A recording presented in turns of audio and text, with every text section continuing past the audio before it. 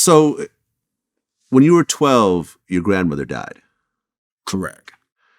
And I guess to try to deal with the grief of that loss, you started a rhyme? Yeah, absolutely. That's probably the saddest day. Probably my grandmother's funeral was the saddest day of my childhood, easy.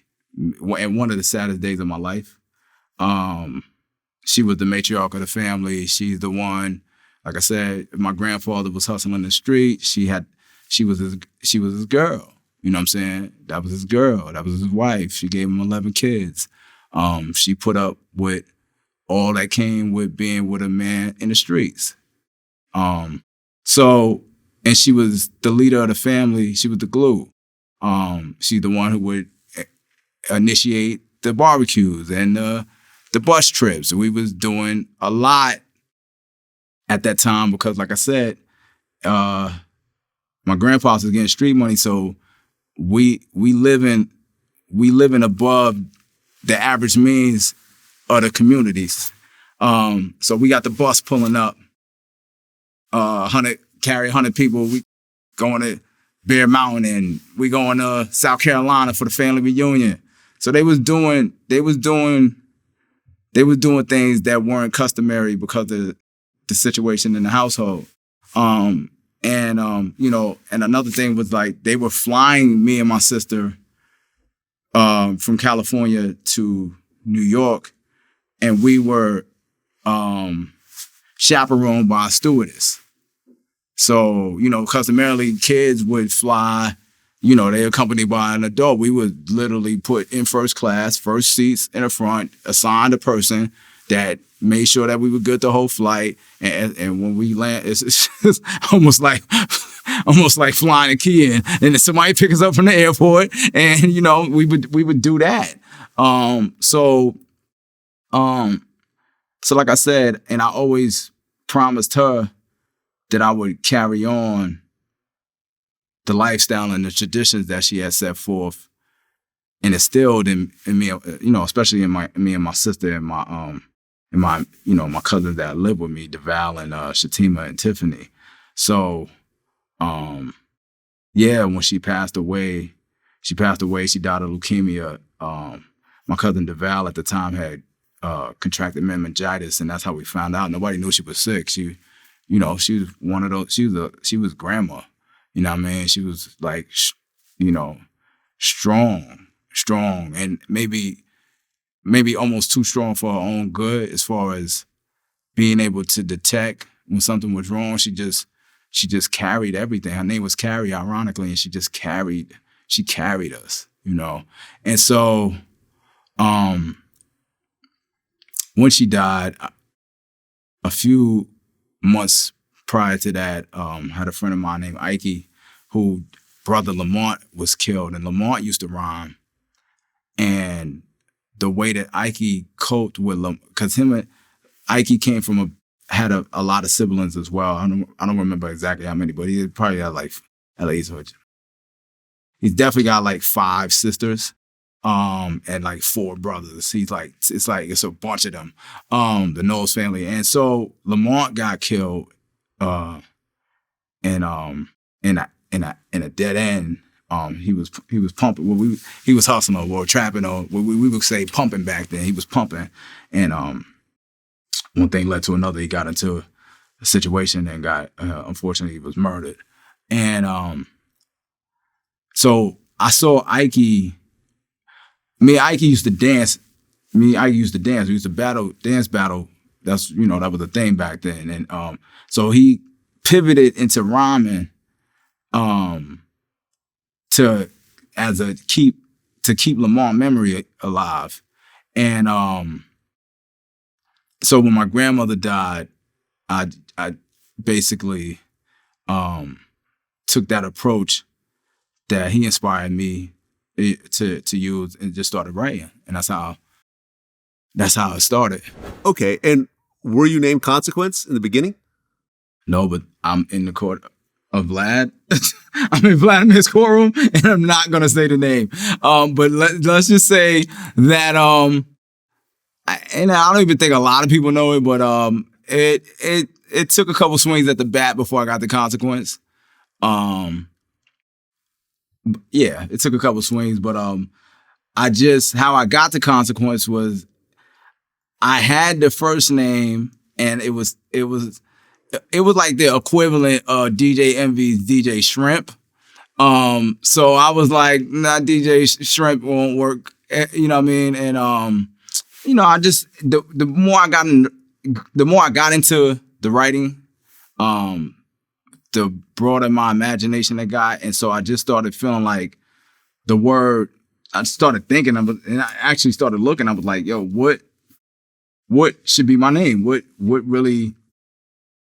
feels like what I'm saying? And I felt like I stumbled across the word consequence, and I looked in the dictionary, and it meant the result of actions or occurrences. And I felt like what I was saying, my raps were a consequence of the pain I was feeling because of my grandmother, and the consequence of the things that I was seeing at home, and the consequence of my mother and father divorcing. And it was the consequence is the therapy for my pain. Got it.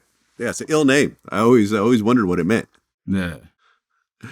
Okay, so you started rhyming in 1989, and then in 1990, A Tribe Called Quest released their first album, People's Instinctive Travels and the Passive Rhythm. Right. And QTip is your cousin. Right. So when that first album came out, were you and QTip close at all or no? Not in regard to rapping, because of the fact that he's 5 years older than me, so he was actually peers with my cousin Vlad that I just spoke about, who had meningitis. So their relationship was like that, so to speak.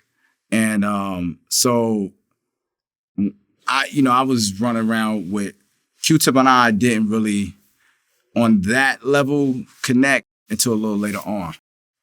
But so, and even with his journey started with him in high school and going to Mary Bertram and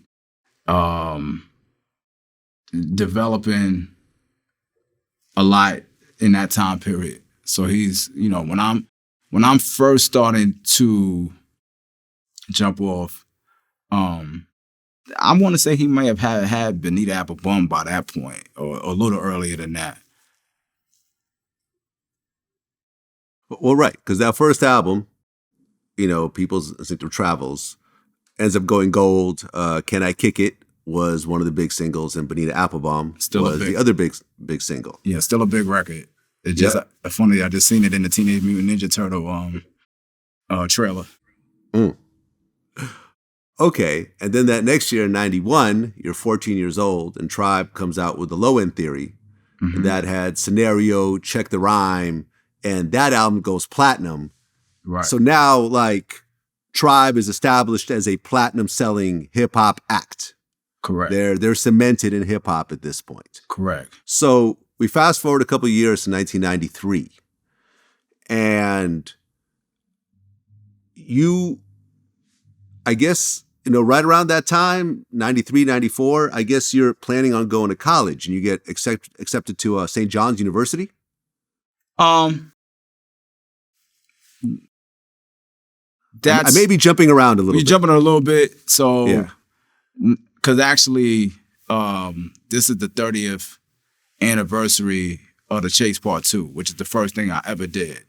Right. I was going to mention that. Yeah. So So if you backtrack a little bit to 91, 92, and you speak about Low End Theory, so obviously there's a shift in the dynamic of Tribe, where it's the first album, the wave is more in line with the native tongues at that time, which is a derivative, and once again, and also their heavy representation. There's a heavy representation of the Zulu Nation in the aesthetic of a tribe called Quest. Now, when you turn the corner to low end theory, that aesthetic starts to take a back seat to them being from Queens. The aesthetic of the Zulu Nation is a Bronx thing. Now, we know that the Jungle Brothers are from the Bronx. The Zulu Nation members are from the Bronx, which is all derivative of African Bambaataa. So they go through that chamber first, for better, for worse. Now, by the time they get to low end and there's an emergence of Fife, it's more, start to move in more of a, definitely, there's mention of Linda Boulevard and 192. And that's where, that's where I start to kind of get into the picture, and there's a process with that. And then so by the time we get to 93, then I arrive on the Chase Part 2.